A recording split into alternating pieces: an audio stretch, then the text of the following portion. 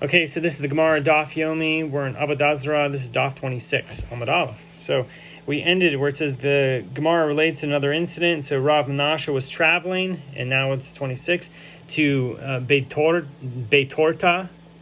Along the way, the thieves encountered him and said to him, "Where are you going?" So Rav Menashe said to them, "To Pumbedita," which was farther away than Beit Torta. When he arrived at Beit Torta, he separated from the thieves who had planned to steal from him. They said to him, "You are a student of Yehuda the swindler."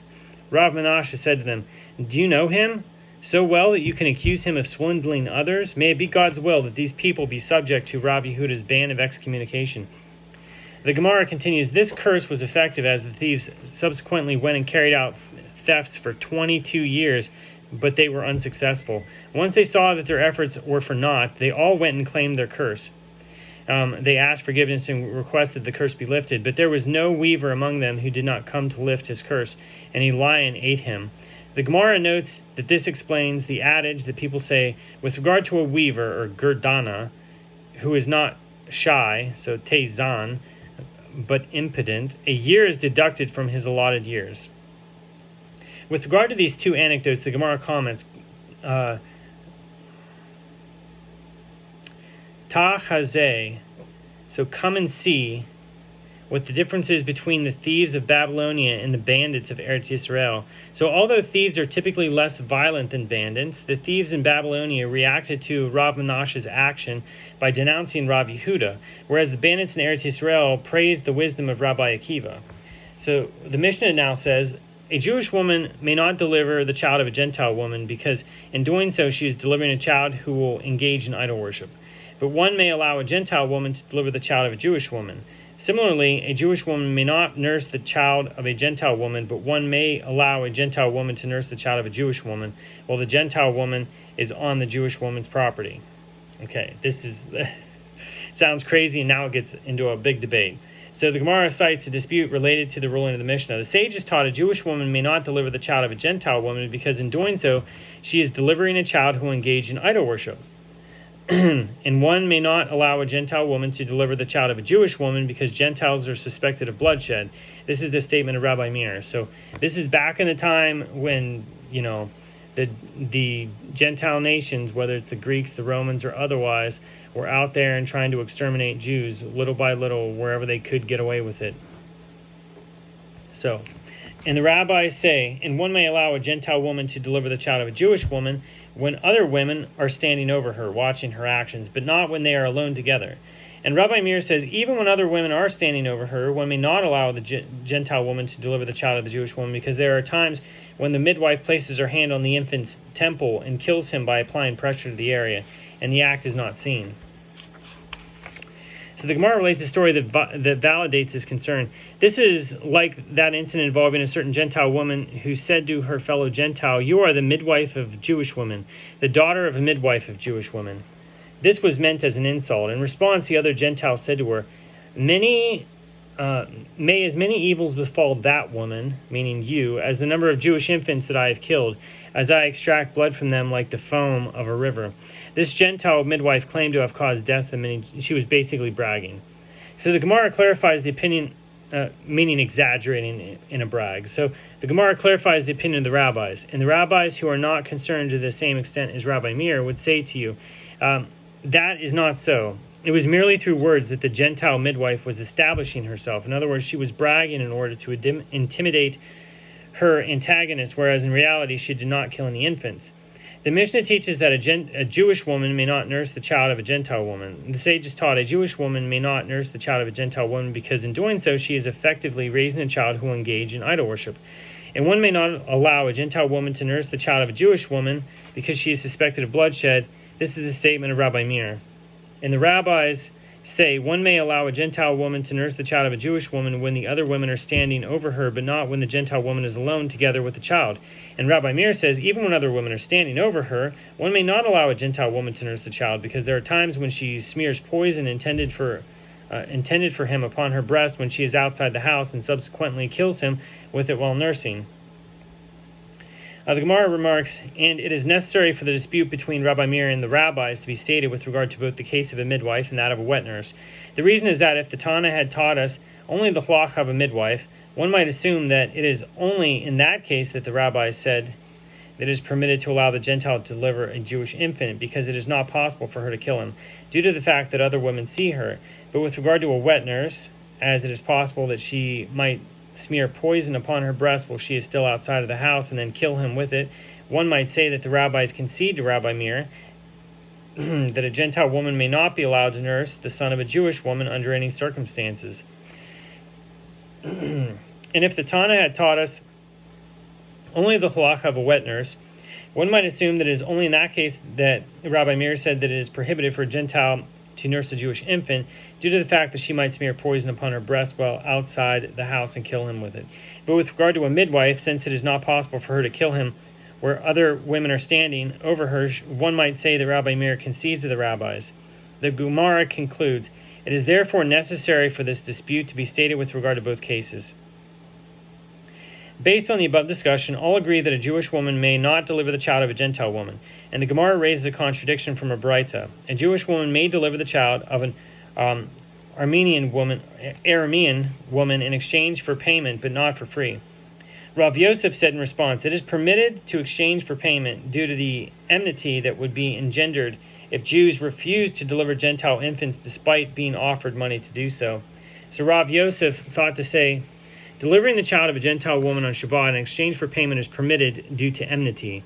So Abaye said to him, the concern of enmity does not apply here, because she can say to the Gentile, with regard to our own women who keep Shabbat, we desecrate Shabbat for them.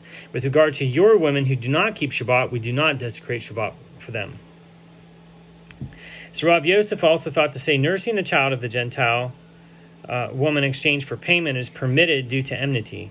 Abaye said to him, the concern of enmity does not apply, because she can say, if she is unmarried, I wish to get married.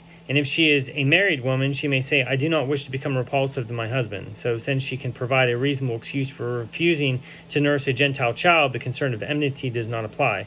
So Rav Yosef thought to say a similar idea concerning that which is taught in the Braita. With regard to Gentiles and shepherds of small domesticated animals, one may not raise them out of a pit, and one may not lower them into a pit. So Rav Yosef suggested that even so it is permitted to raise them from the pit in exchange for payment due to enmity. So Abaye said to him, it is prohibited to raise a Gentile from a pit, even in exchange for payment, because one can say an excuse to him, such as, my son is standing on the roof, and I must use this ladder to help him down from the roof. Alternatively, he can say to him, a time has been appointed for me to appear in the courthouse, or the Beit Davar, and I must attend to this matter. Since the Jew can provide a legitimate excuse for refusing to aid the Gentile, there is no need to extract him from the pit. Apropos the notion of raising someone from or lowering him into a pit, the Gemara notes that Rabbi Abahu taught the following while standing before Rabbi Yochanan. With regard to Gentiles and shepherds of domesticated animals, one may not raise them from a pit. Okay, one may not lower them into a pit, but the heretics and the informers and the apostates are lowered into a pit, but not raised out of it. Rabbi Yochanan said to Rabbi Abahu, I teach that the verse, quote, and so you shall do with every lost item of your brother, Deuteronomy 22, verse 3, serves to include the apostate in one's obligation to return a lost item to another Jew. And you say that you may lower him into a pit. Remove the term apostate from here. The Gemara asks, let Rabbi Abahu answer Rabbi Yochanan as follows. Here, with regard to a lost item, the verse includes an apostate because it is referring to an apostate who eats non-kosher meat due to his appetite, so he succumbs to his temptation. Conversely, there, with regard to raising the apostate from a pit, I am referring to an apostate who eats non-kosher meat to express insolence. So the Gemara answers, Rabbi Abahu holds the one who eats non-kosher meat to express insolence is a heretic rather than an apostate. It was stated with regard to the definition of apostate that Rav Acha and Ravina disagree. One says that someone who transgresses a prohibition due to his appetite is apostate, while one who transgresses a prohibition in order to express insolence is a heretic. And one says that even one who sins to express insolence is considered an apostate. Rather, who is considered a heretic? This is an idol worshiper. The Gemara raises an objection from Braita against the opinion that one who sins expresses insolence is considered a heretic. The Baraita teaches one who ate a single flea or a single mosquito, he is considered an apostate. The Gemara clarifies the objection, but here it must be assumed that the insect was eaten to express insolence, as it is unappetizing. And yet this Baraita teaches that one who eats a flea or a mosquito is an apostate. The Gemara answers, there he desires to experience the taste of forbidden food, and therefore he is considered to be eating only due to temptation. The Gemara returns to the subject of lowering someone into a pit. The Master said, heretics, informers, and apostates are lowered into a pit, but not raised out of it. The Gemara analyzes the statement. Now that it is known that one actively lowers them into a pit, it is necessary to teach that one does not raise them from it. Rav Yosef Bar Hama said that Rav Sheshet said, no, it is necessary to teach this halacha because it can be inferred from here that if there was a ledge in the pit, a Jew scrapes it off so that the one in the pit cannot ascend from it. As the Jew employs a pretext and says that he is removing the ledge so that animals do not descend upon the one in the pit while he is trapped in the pit. Okay, so Rabbah and Rav Yosef both say a different answer. No, it is necessary to teach this, as it can be inferred from here that if there was a stone at the mouth of the well that one had fallen into, a Jew covers it and says that he is covering the opening in order to pass his animals over it. So Ravina said one can learn from here that if there was a ladder in the pit, a Jew removes it and says, I require the ladder to lower my son from the roof. The Gemara discusses the subject of assisting and receiving aid from a Gentile in the context of circumcision. The sages taught a Jew may circumcise a Gentile for the sake of making him a convert. This is to the exclusion of circumcising a Gentile for the sake of removing a worm, so a myrna, which is not permitted, as it is forbidden to heal a Gentile, but one may not allow a Gentile to circumcise a Jew in any situation, because Gentiles are suspected of bloodshed. This is the statement of Rabbi Meir. Okay, and the rabbis say, this is the majority, one may allow a Gentile to circumcise a Jew while others are standing over him and observing his actions, but not when they are alone together. And Rabbi Meir says, even where others are standing over him, it is not permitted, as there are times when a Gentile might tilt the knife and render the Jew one whose member has been severed, and he will be unable to father children. Okay. The Gemara asks, but does Rabbi Meir hold that one may not allow a Gentile to circumcise a Jew?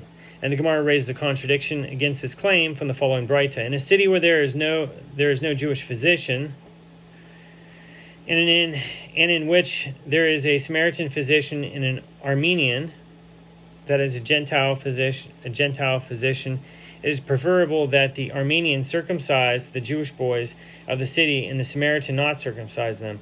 This is the statement of Rabbi Meir. Rabbi Yehuda says it is preferable that the Samaritan circumcise the boys and the Armenian not circumcise them. Rabbi Meir holds that it is preferable for an Armenian Gentile to perform circumcision despite the fact that Samaritans are considered Jewish to a certain extent. Okay, the Gemara answers reverse their opinions, so that Rabbi Meir says it is preferable that the Samaritan circumcise the boys and not the Armenian. And Rabbi Yehuda says it is preferable that the Armenian circumcise them and not the Samaritan. So the Gemara asks, and does Rabbi Yehuda hold that it is permitted for circumcision to be performed by an Armenian, but isn't it taught in a Braita that Rabbi Yehuda says, from where is it derived with regard to circumcision performed by a Gentile that it is not valid? It is derived from the verse, as it is stated, quote, and God said to Abraham, and as for you, you shall keep my covenant, you and your seed after you throughout their generations. Genesis 17, verse 9. My covenant, or beriti, here is a reference to circumcision, or berit milah. Therefore, the verse is teaching that only Abraham and his descendants, that is the Jews, are qualified to perform circumcision. Rather, the Gemara suggests actually do not reverse it. As for the apparent contradiction between the two statements, Rabbi Meir and the Gemara explains, what are we dealing with here? And that is the end of that is the end of Daf 26. Thanks for watching.